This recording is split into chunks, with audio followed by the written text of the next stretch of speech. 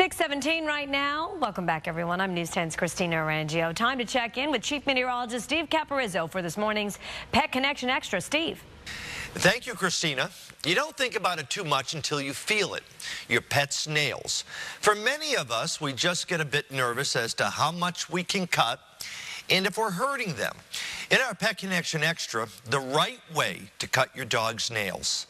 I'd say by and large, most dogs are pretty into having their nails trimmed. Cutting nails is all about exactly what to do. The key is to look at the nail and know what can be cut and what can't. What can't. And in general, always stay away from the pink part of the nail. A little tricky with dogs with black nails, so then you have to modify in those cases and just take maybe a couple of millimeters off. There are two main styles of clippers to use. I prefer these type of clippers, sort of like a lobster cracker style. There's also a guillotine. A lot of people like these. Hold the one paw with your non-dominant hand and then the clippers in your dominant hand. You're going to want to visualize where the pink is. I prefer to cut from top to bottom, so holding the nail clippers in this way and going from top to bottom, as opposed to side to side. How often to clip can depend on your dog's lifestyle. I'd say on average, dogs need their nails trimmed about every 2 months, 3 months, depending on how much wear and tear. So diggers don't need their nails trimmed nearly as frequently as couch potatoes.